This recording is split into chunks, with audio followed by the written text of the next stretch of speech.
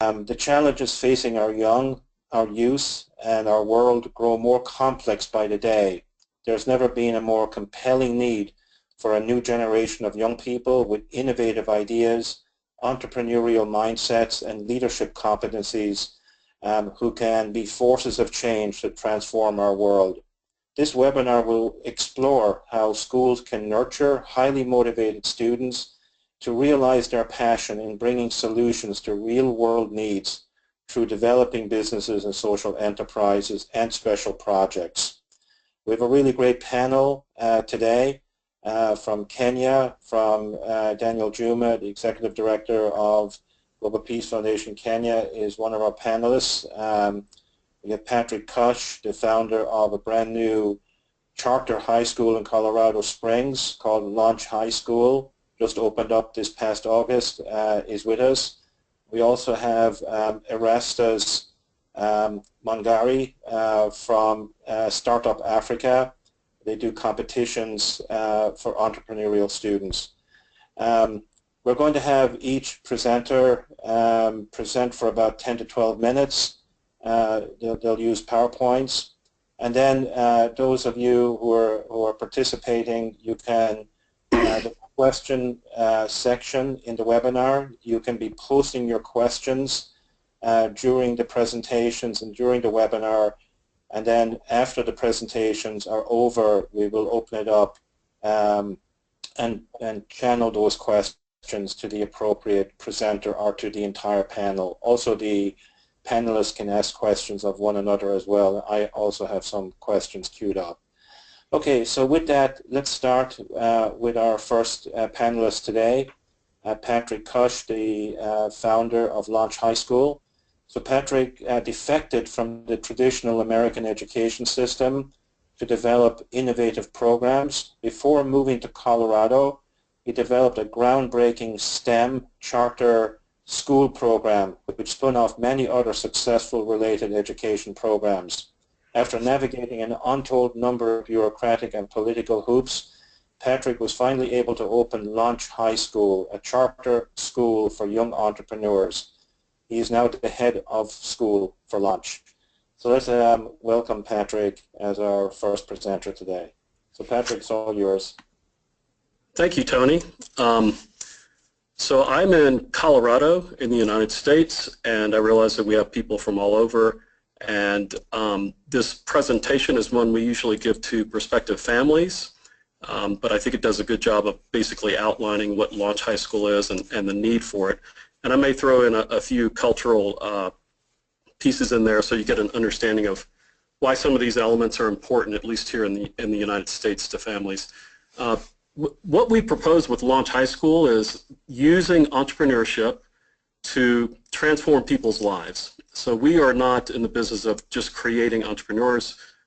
Our goal is mainly to make sure that students are fulfilled in their life, that they can reach the goals that they set and more or less achieve their destiny. And that's mainly what we try to do. I'm having a, there we go.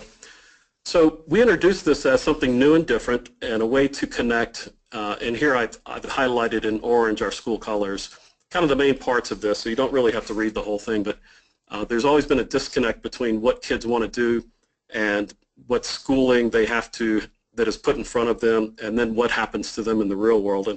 And especially in America, we have a lot of people that midlife crisis, long before they reach the middle of their lives, they wake up and realize, I don't think I want to be an accountant for the rest of my life. Why didn't I pursue what I really like, my dreams?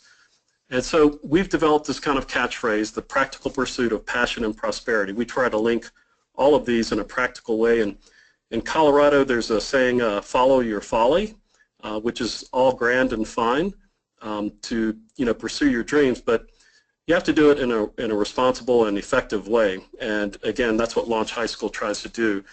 Starving Artist is a nice little motif to have about your life, inner dialogue, but I don't think anybody really wants to starve, and they want to prosper and have their product out there. If that means a little bit of income, then so be it.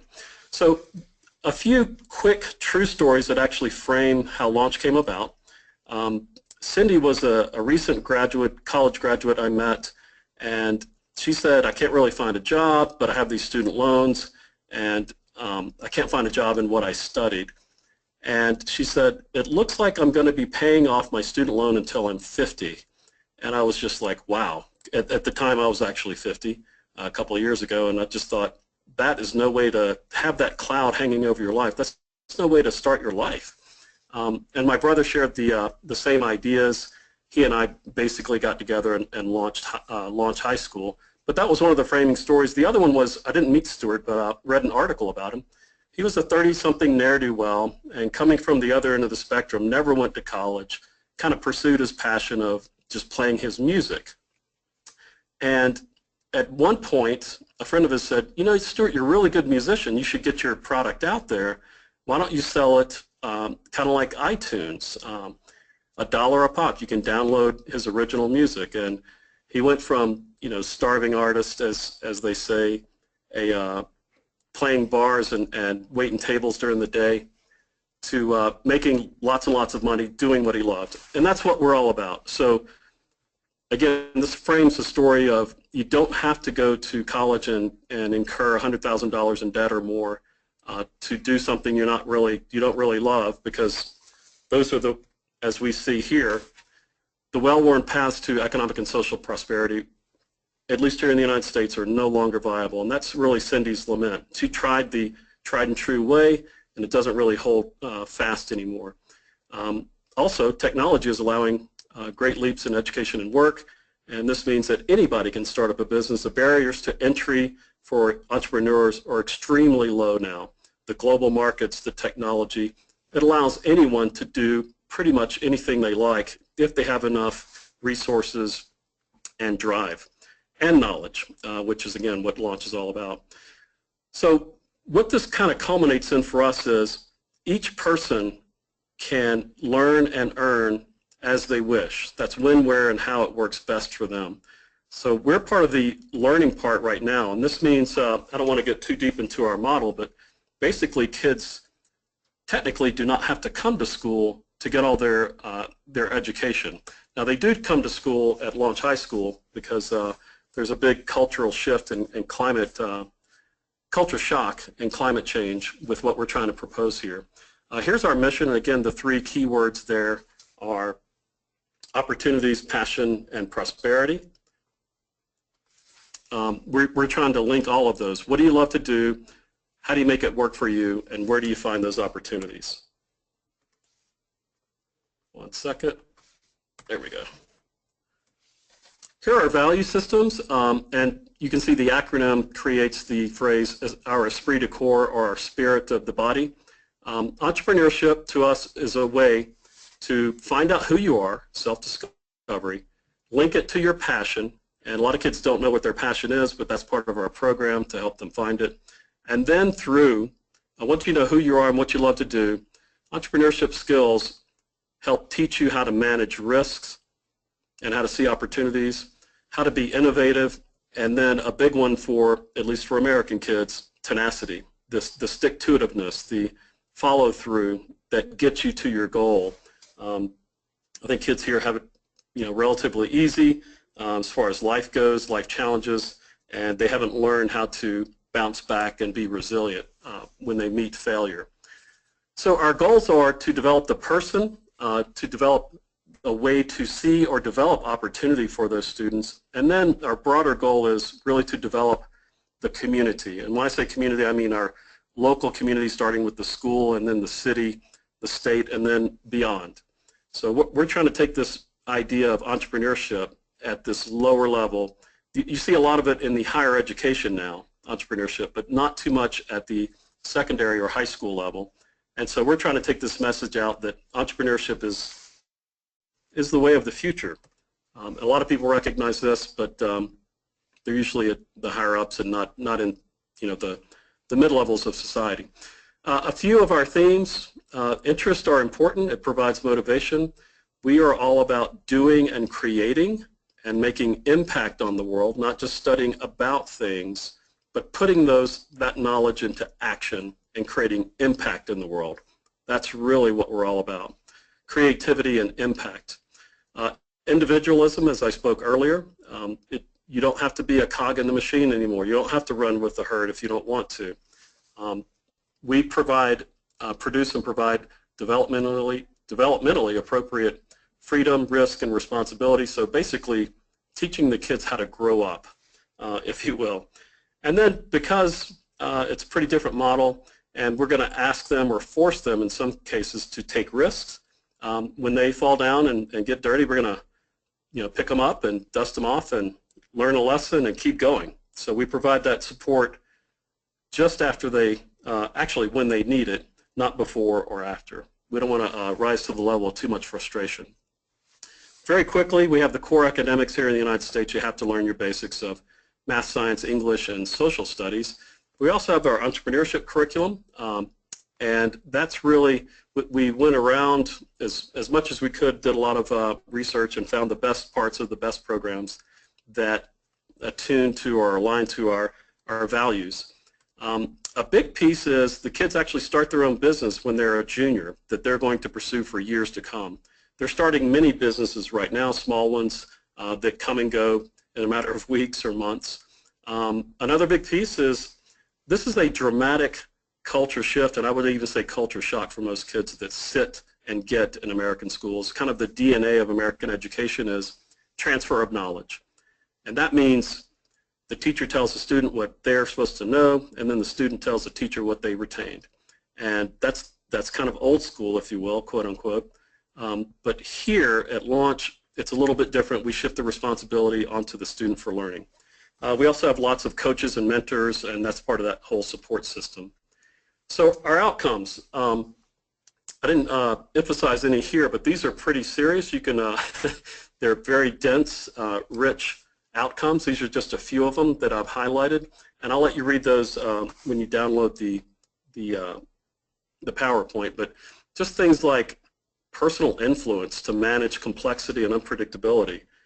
These things are big-time outcomes that people need in the 21st century. And again, this is for future reference. This is kind of our success model. So what makes us different is our education model is obviously very different. We use blended learning. Kids have their own personal laptop, and they can pursue learning on their own, at their own pace. They can pick and choose what they want to learn as long as they fulfill all the requirements. They can learn with whom they want, when they want. They can actually propose how they're going to be assessed. And we're trying to mirror the work environment here so that there's not this drastic change when kids graduate. Even if they go to college, they're going to be more responsible in how to manage themselves and their time. A lot of kids here in the States, they go off to college, usually away from home, and or even a different city. Can't manage their responsibility. They end up flunking out in the first semester because they sleep through all their classes. So, big piece for launch. We don't just teach entrepreneurship. Our students are entrepreneurs. They do entrepreneurship. We also have some other programs that kind of broader. We're still in our first year, actually our first semester, but we want more awareness and education about teen entrepreneurship and the effects that it can do. We have going to plan events and competitions and offer incubator services, especially for kids that graduate from our program. They'll still be connected to launch. So just in summation, another one of our little taglines, launch is for the tinkers, the dreamers, and the innovators. Again, we're a little bit different, and so part of our goal is to present this message to the community. Right now we only have 40 students, but we're looking to get about 100 in the next few months. It does take a while to convince these folks that this is important. So that is the end of my presentation. Tony? Thank you very much, Patrick. It's so refreshing to hear a school like Launch High School getting started and getting up and running here in the United States, in Colorado Springs specifically. It is so fantastic. I think it'll be a great model for many others to emulate. We'll engage you a little later on Q&A. I'd like to go next to our next panelist, Erastus Mong'are. Erastus is the founder and executive director of Startup Africa. And Erastus oversees the development of long-range strategic planning as well as overall design, monitoring and evaluation of the Startup Africa programs. Startup Africa is a dynamic organization that aims to grow Africa's businesses from startup to sustainability by matching talent with funding and resources necessary to expand and prosper. Okay, Erastus, it's all yours. Don't forget to unmute yourself.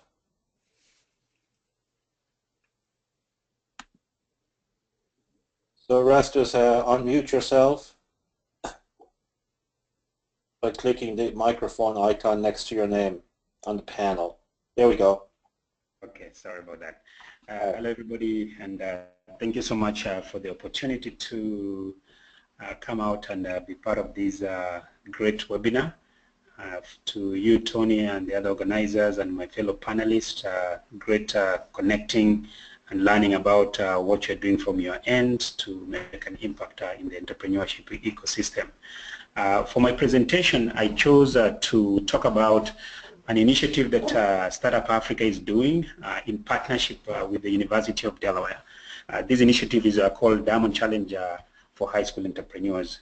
First started in 2013 when we had 10 schools from Kenya participating in the initiative, and also a few schools from Delaware. Since then, the initiative has grown to over 300 plus schools in Kenya, and several states within the US and a number of countries have also joined the initiative, and it's actually made it a big international pitch competition. Recently credited with being among the top 25 pitch competitions for high school students in the world. Excuse me, do you have a presentation because we can't see it? I thought I launched it. You have to accept the presenter that Nathan sent over. Sure. Yeah, here we go. We see it now. Great. Perfect. Okay, thank you. Great. Thank you. Let's go back. Okay, so why do we do the Diamond Challenge for high school entrepreneurs? For us, one of the things when the program was being developed, we were thinking, and actually for us at Startup Africa, it started when we recruited 4 MBA students to do a research for us in Kenya to find out what organizations were there that were focused on entrepreneurship. When they came back after a semester-long project, they found out that there were many organizations which were doing mostly funding to people who wanted to go into business, and little or none that were doing actual entrepreneurship education. So their first recommendation to us was we should be an organization that is focused on entrepreneurship education. And armed with that, that became of core focus as an organization, and looking at how we can impact the generation in not just in Kenya but outside Kenya in other African countries by offering them or giving them the tools that they needed to succeed. So through the launching of the Diamond Challenge, purposely to teach entrepreneurship to everyone, and especially the young people, showing students how to think, building basic financial literacy, creating a project management course, and connecting students to entrepreneurs. Why did we feel all these were important? We felt that they were important because we realized that in Kenya there is a lot of rural-urban migration. So most students will go, and after they graduate from high school or college, they're always thinking about how can they go to Nairobi to look for a job. When in the villages where they come from, they're actually leaving opportunities behind. So through the Diamond Challenge, we are teaching those young people to start looking and identifying opportunities that they see every day that they might not know that there are opportunities.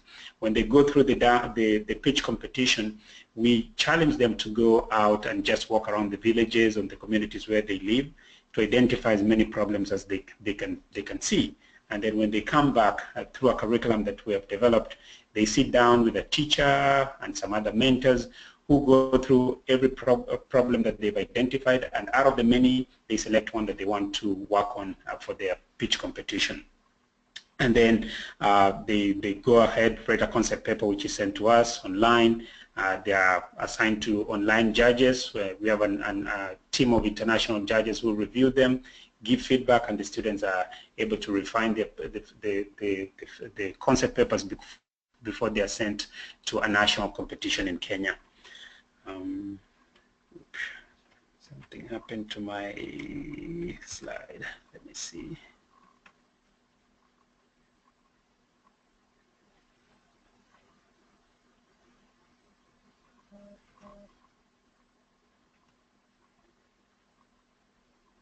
I'm trying to advance my presentation.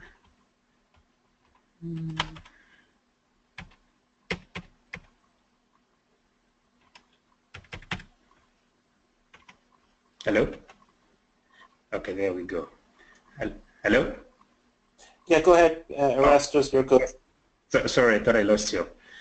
And then what is the process that we take for the students to learn to build business like a scientist, writing a business concept, doing a pitch, the concept at a preliminary round, in this particular case, Kenya, Uganda, where we have launched the Diamond Challenge, and then the top teams in the two countries advance to the US for the competition, which is the international version of that particular competition. Why? The Diamond Challenge, it's impactful, hands-on educational experience, as the students learn a repeatable process for generating ideas and building business like a scientist, and develops a creative problem solving and communication skills. These are things that when we've gone back to do evaluations on the students who participated, we've actually learned that they are able to articulate that they've learned these particular things. The teachers who work with them, the mentors who work with them are also able to show us, or we're able to hear from them, that the students who have participated in these are actually learning these valuable skills that they can utilize, not just in their current education in high school, but also when they advance to college, or if they decide to venture into business. Number two, it's expanding their careers by starting their own businesses, by solving a problem. Alice spoke about if they solve a problem in their village, essentially they are able to come up with an idea of a business that they are able to start. Establishing companies to innovate, and finally developing sustainable solutions to important social issues. In these 4 years of doing the competition, we have seen the students come up with great ideas of solving different needs in their communities.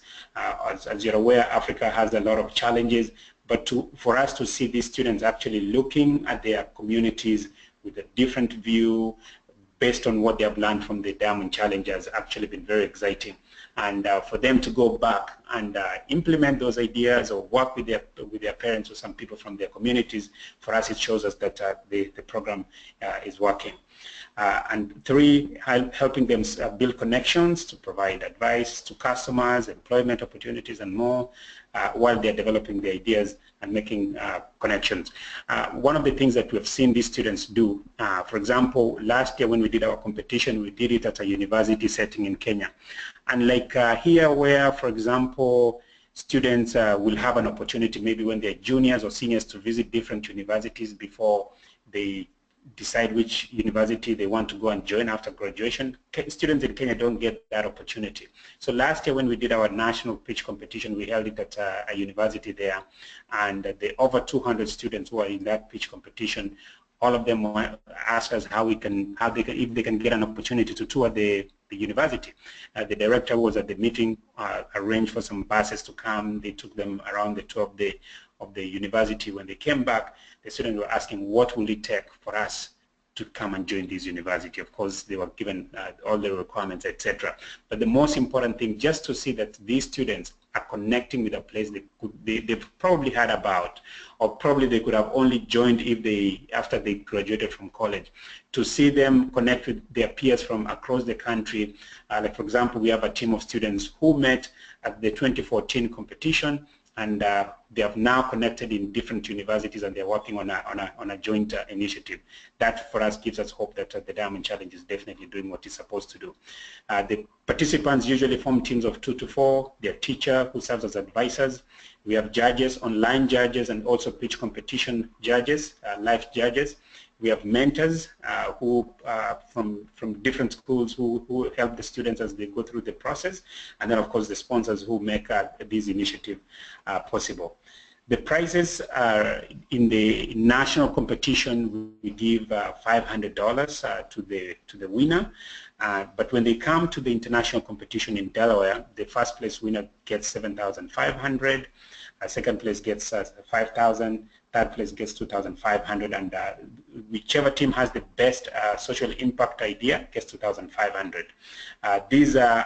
These prices have gone up. It used to the prices used to be lower, but through some sponsors, we've been able to provide more to the student teams that win.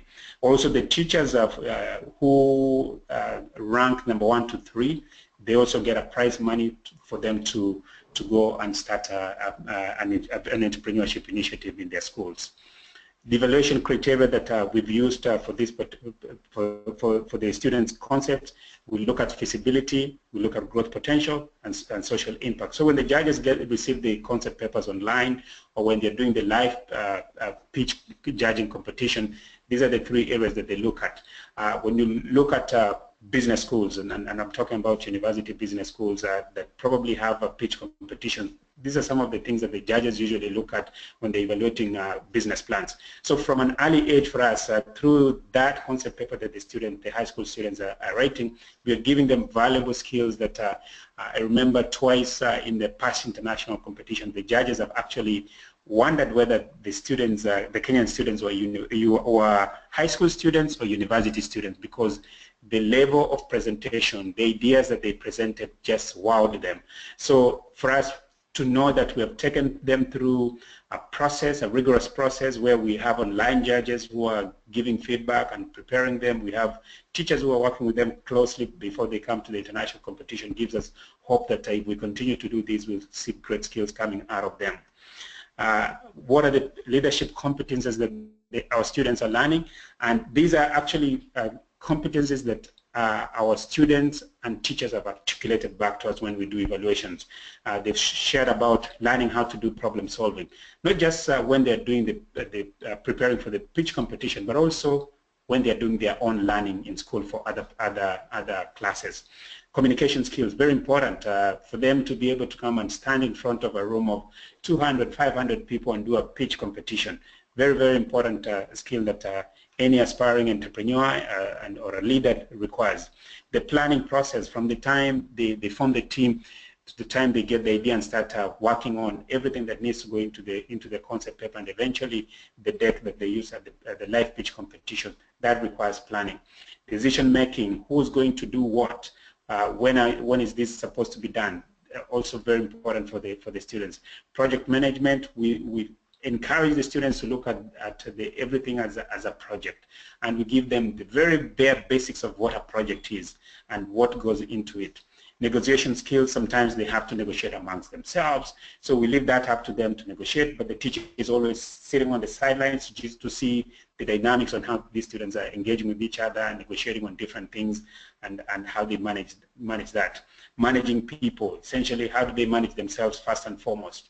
And then how do they manage themselves as a group so that they can get the work done? And also personnel administration. We let them from the very beginning know that take this as an actual business that you're doing, so that by the time you finish, if you're the winner, you get the seed capital and you want to start, that's not the time you start wondering who's going to be the CEO, who's going to be the accountant, etc. Examples of some great successes we've had from Kenya. 2013, we had a school, Mangu High School in Kenya, that was number 2 in the international competition. They got $5,000 in prize money in the international competition. 2014, we had a team from the same school, actually, again, that got $2,500 in the international competition. And last year, we had a team that came number 2 again in the international competition, and they got $5,000. The great thing about these 3 ideas was seeing students actually deeply looking in their communities. Sometimes myself and my team, we always say these are the people who are supposed to be leaders in Kenya, because they're looking at the problems that are right in their communities. They're coming up with practical solutions to solve them, and they're articulating them, and they're presenting them not just in their schools or at the national level in Kenya, but also internationally, and for them to be, for those ideas to be acknowledged as good ideas that if implemented can be a success, that gives us much joy. In the 2015 competition, we had a girls' school, only girls' school, which is about 6 hours from Nairobi, very remote part of Kenya. I had a chance of visiting them last year, and the school does not have internet, no computers, electricity comes and goes, but these girls were so determined in participating in this program. So for example, when they come for the national competition, we tell them the four students and the teacher are the only ones who can come. But for them, when they came to the competition last year, almost 30 of them showed up, unlike the other schools which just brought 4 students each. So, but when they came, despite the fact that they come from a very far place, they came, they wowed the judges, and they won the competition. When the international pitch competition, they were not able to travel to Delaware, we had them pitching from the U.S. Embassy in Nairobi via Skype. They were the first ones, because they picked numbers, they were the first ones to be called to pitch. They sat down and they froze. And immediately they froze. We were asking ourselves, wow, why did they just froze? But I quickly realized that something must have gone wrong. So I called my contact at the embassy, and they pulled them aside, and I asked the judges to have them go last. When these girls came last, they were prepared. They did a wonderful pitch competition, and even the judges at the end of the day said if those girls had actually been right here in Delaware for the pitch competition, they could have won the competition.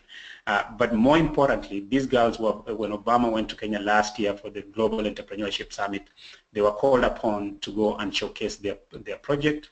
The BBC, British Broadcasting Corporation, they visited their school and did a documentary out of it. Their government, the county government there, has embraced this idea, and they want to implement it in a large scale compared to what the students wanted to do, while also involving the 4 students who are part of that team. So that's an example of what the Diamond Challenge ideas are doing for our students. Final thoughts on what we think is a new approach as we go forward in helping these students become better leaders, especially in the entrepreneurship sphere, rethinking how they approach school and work as well, committing to get the vital business skills they need to succeed as alone or as teams, even if they plan to work at a traditional firm first. Working at a firm upon graduation should be approached as an opportunity to gain technical skills, developing good leadership and work habits. The self-employment economy is here to stay. So especially in a continent like Africa, where there are more young people looking for employment than available jobs which are being created, then self-employment, and which can be created through entrepreneurship, is something that we're strongly encouraging. Smart entrepreneurship skills, like what my colleague just spoke about, for us we see that as the next wave of what's truly going to transform young people in Africa, where they can be able not just to go learn the English, the science, etc., which are important, but also bring in the entrepreneurship skills so that by the time they're graduating, they're well prepared to face the world. The hunger for good work, as we know here, is the new American dream, but we know that what is done well in the US can be replicated in other parts of Africa. And we see a lot of young people who look up to what's happening in the US, especially when they're working on different ideas, for them to be successful. And finally, educators and students, the challenge is on us to design programs that help everyone succeed in their own terms. Thank you. Okay, thank you very much, Erastus. That was really fantastic to hear about young people, going all the way here, pitching in front of international delegates, and getting their ideas funded. Really fantastic. Next we have Daniel Juma, our final panelist today. Daniel Juma is the Executive Director of the Kenya chapter of Global Peace Foundation. And Daniel is steering GPF's Kenya chapter in implementing education and youth empowerment projects, such as a Character and Creativity Initiative and LEAP Hubs, which are programs that address and prescribe innovative solutions to the 21st century challenges facing the education sector. Daniel is a member of the Africa 2.0, which is a Pan-African network of young leaders. So Daniel, it's all yours to talk about the work in Kenya in developing young entrepreneurs. Okay, thank you very much, Tony, and the panel. I think it's very, very interesting to learn about what other partners are doing in the space of entrepreneurship. In Kenya, we have been basically focusing on the problem. The problem with Kenya, as the Rastas have said, and this is not just Kenyan problem, is that we have a system of education that continually, churns out job seekers. So every year, if you look at the statistics, almost 1 million graduates from the school system are released into a marketplace that is already crowded. We don't have corresponding jobs being created every year. So that is Kenya's problem, and by extension, I think that is Africa's problem. So our theory of change as Global Peace Foundation has been that we look at peace not just as an absence of war, but we address the structural factors that guide people to violence. And that's why this chapter, the Kenyan chapter, we have been focusing on in the area of education. And if you look at the issue of unemployment, which is the biggest issue, we decided to go to the root, which is basically the school system, the education system. And we started doing this in the year 2013.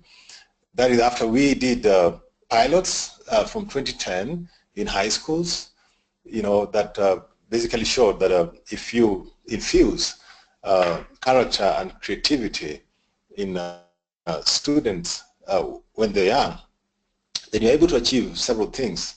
You're able to achieve good relationship between the faculty and the students, which is important for learning. Another one outcome was that cases of indiscipline in those particular schools went down. And another very important was that academic performance in the schools where we are doing CCI basically improved. So a report which was done by KIPRA, which is an evaluation organization by the government of Kenya, showed that we need to have character and creativity in schools. So after that, we said, fine, so you infuse character in these students, then what? So that's where now creativity comes in.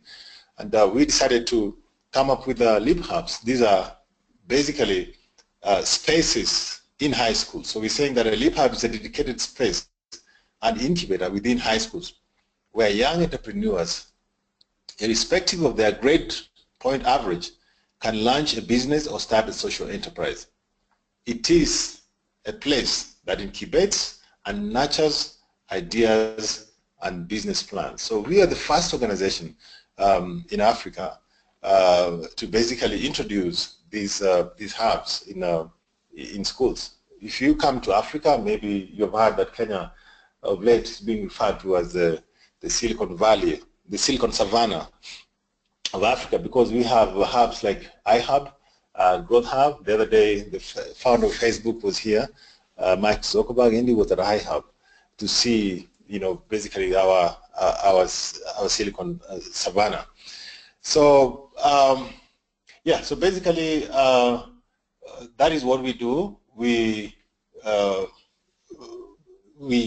within the schools, we work with the schools, with the teachers, the teachers that teach business education, and also the career and guidance teachers within those particular schools, to identify those highly motivated students. Not everyone can be an entrepreneur, but we work with these teachers to identify those motivated students who would like to to become creators or who want to start their own businesses. So within the school space, we give the students access to the internet as well as the opportunity to use online tools that can help them grow their enterprises. I don't know whether you are able to see. Oh yes, Daniel, I'm sharing your PowerPoint right now, so I'll move on. You're doing that? Oh, good. Yeah. Okay, great. Yes. So, once these students are basically identified, so we're working with partners, and in Kenya we are working closely with Airtel, which is a telecommunication provider. So, having seen the need, having seen the problem, and having wanted to participate in the solution, they actually say that they will give free internet for all the schools where we have put LeapHubs. Yeah, so these students are basically guided throughout the entire entrepreneurial process, from identifying a need in the marketplace, creating a vision and mission statement, developing a business model and branding to help convince investors to get involved with their project. Additionally, students are exposed to mentorship opportunities as well as lessons on business planning and financial literacy. So we use, latter-day entrepreneurs. For example, one of our biggest, mentor is our patron, Dr. Manu Chandaria, who is one of the biggest industrialists in these countries. So we expose these students to real-time entrepreneurs, who can actually share with them the experiences in how to do in the business world. We get, of course, lessons like especially financial literacy, which is one of the biggest, contributing factors in success in business. So, yeah, so these are basically what we do. So the idea is to create that mindset in these students when they are young. We have a saying in Africa that says, you cannot teach an old dog new tricks, or you cannot bend a tree that is already grown. You can only bend it when it's still young. So looking at Africa and the problem, especially with Kenya, we want to achieve Vision 2030,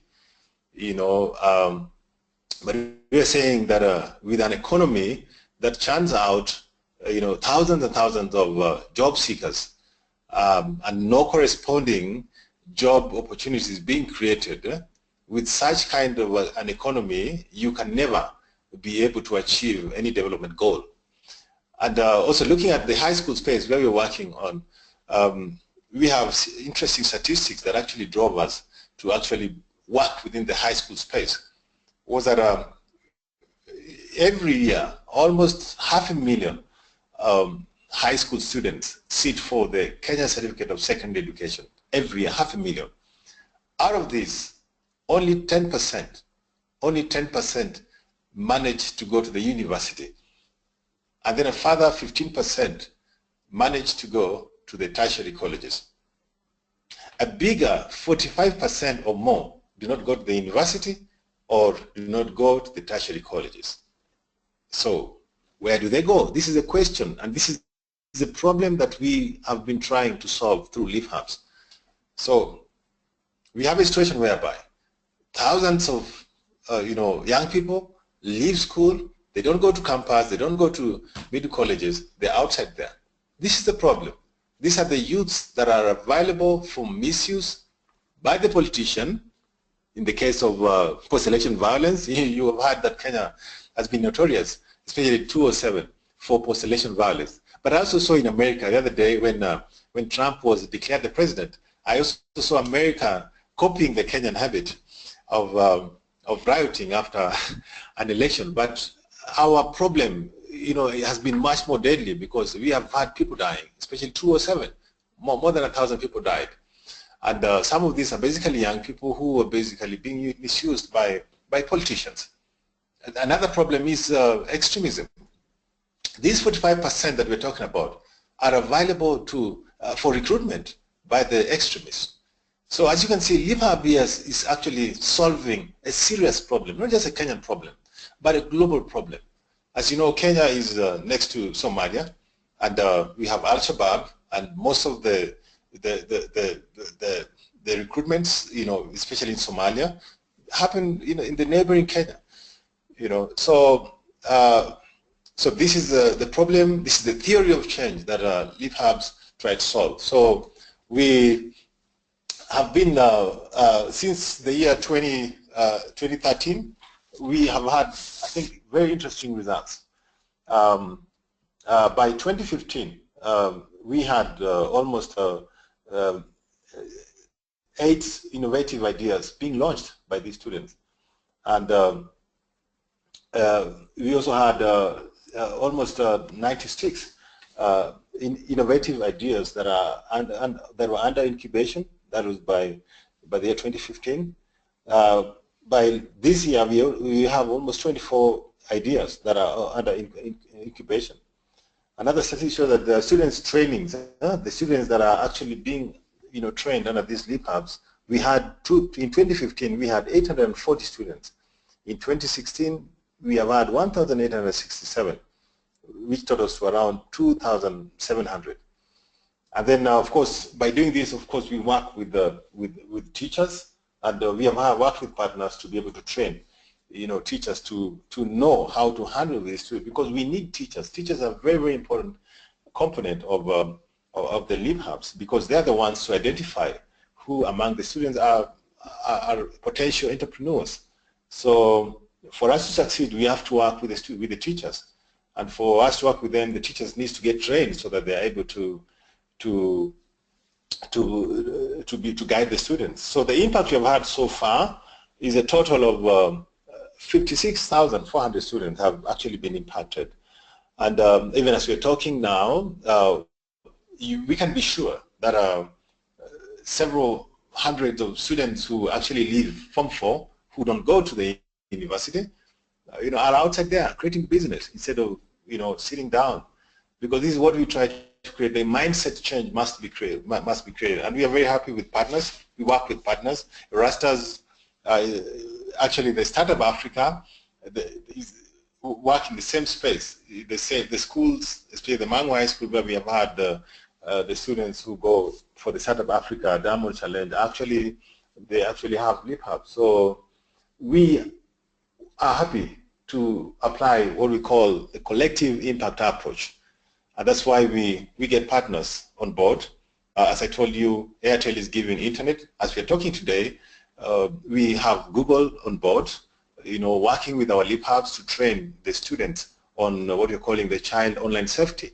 Because as you know, you expose these students to the internet, we must empower them with skills to be able to be safe online. And the one most important thing that came out is that, and that's what validated our character and creativity component, was that actually offline character will dictate online character. So once we are able to institute. Sorry to interrupt. Yes. I have to pause you here because we're almost out of time, and I want to get to some questions for the entire panel. So thank you very much, Daniel. I know there's a lot. Each one of you could talk for hours and hours about the wonderful work you're doing in cultivating entrepreneurship in schools. But I have a question for all of you. All of you talked about the great efforts you're making to create a new experience for students to be entrepreneurs while they're in high school. That's just simply amazing.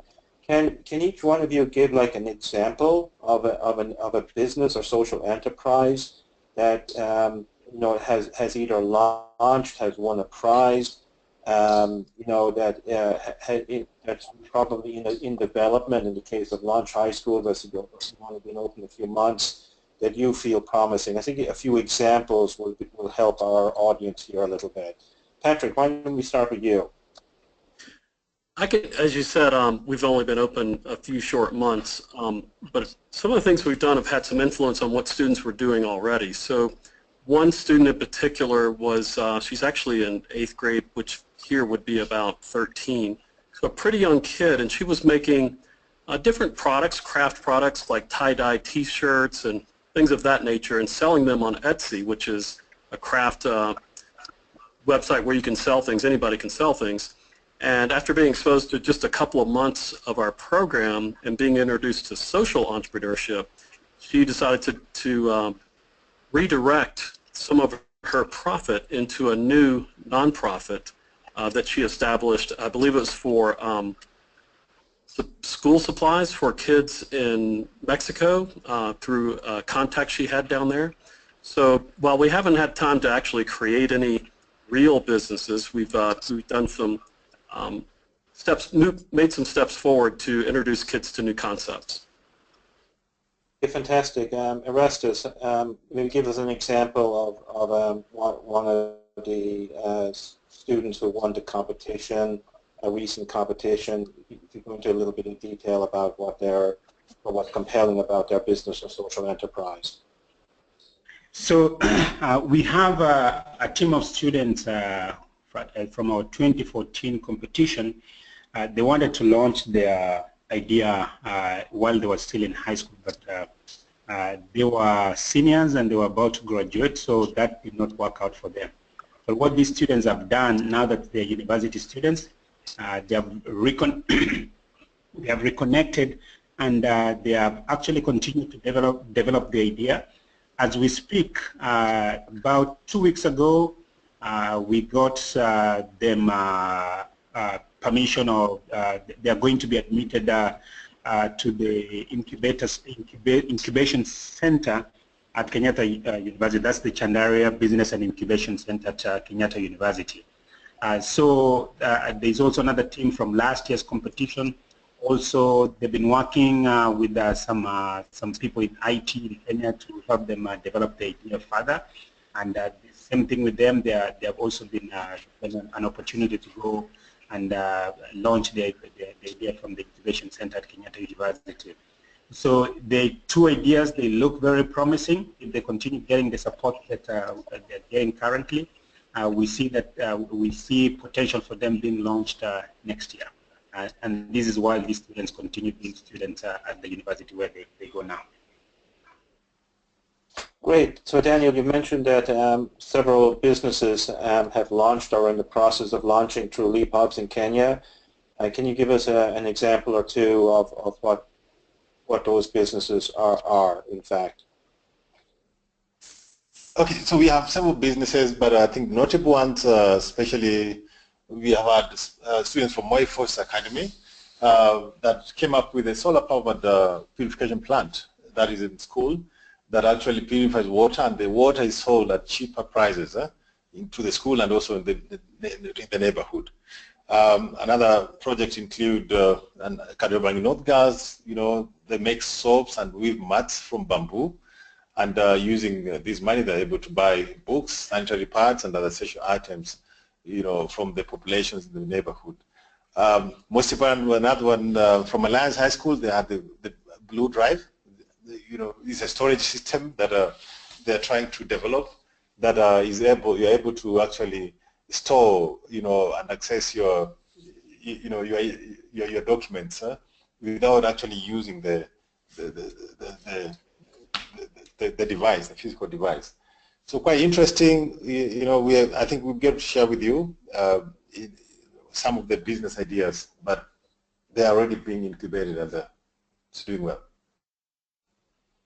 Yeah, I think the Blue Drive, they use Bluetooth technology, I understand, rather than Wi-Fi or cellular service, because they're not those services are not widely available in Kenya, so people are able to transfer data from a flash drive to a smartphone using Bluetooth technology. That idea, I heard, got investors involved in it, right? Yes, absolutely. We have already investors that are keen on putting that, especially after we had the boot camp where these students presented those ideas. So we have several investors that are keen on actually putting money into developing that Blue Drive.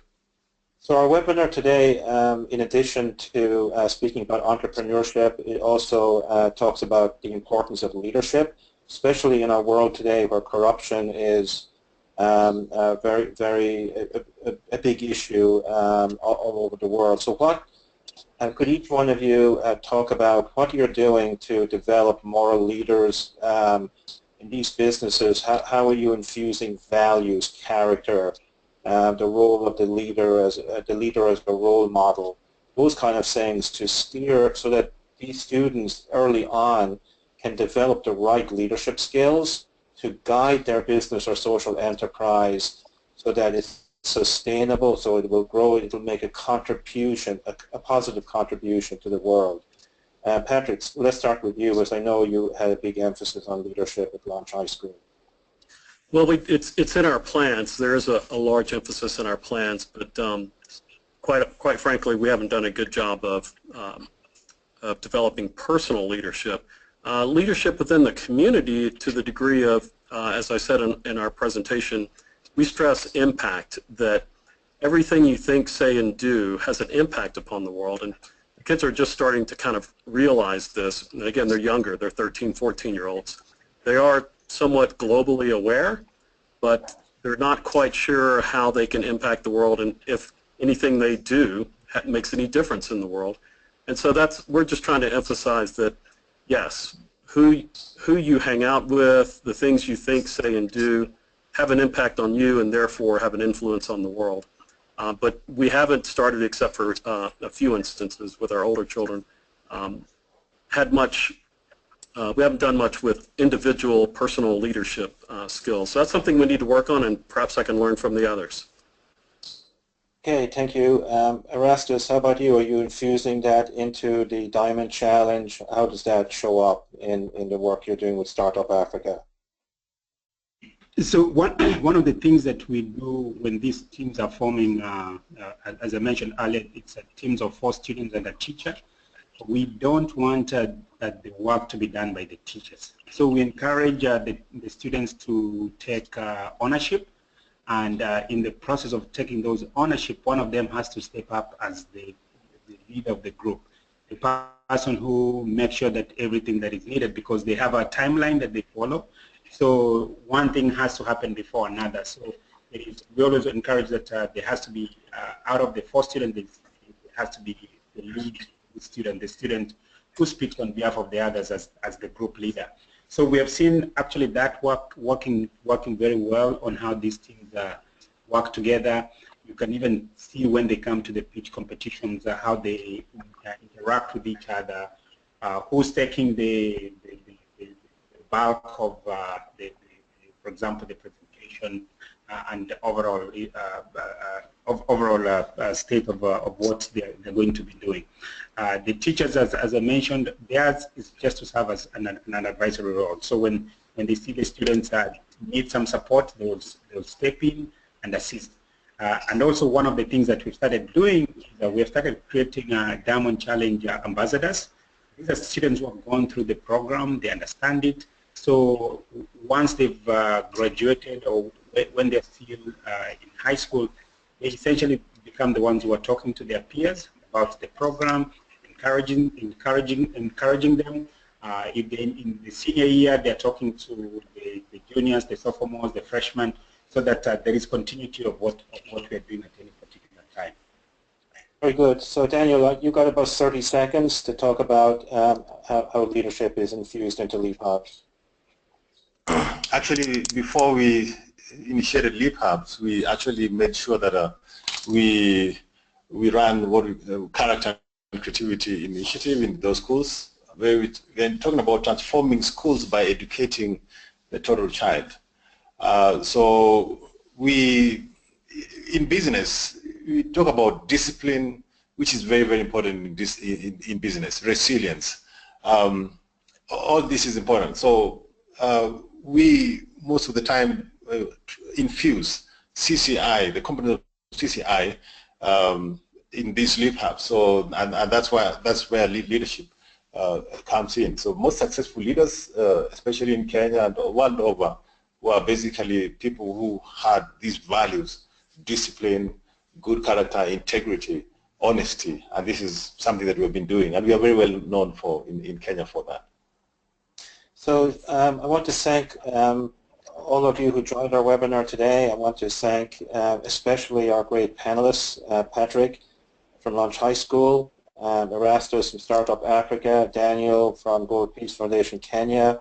You all did a fantastic job in explaining your respective efforts to nurture entrepreneurship and leadership in our high school students, and giving them that great opportunity to take those ideas further along and develop them into real businesses and social enterprises.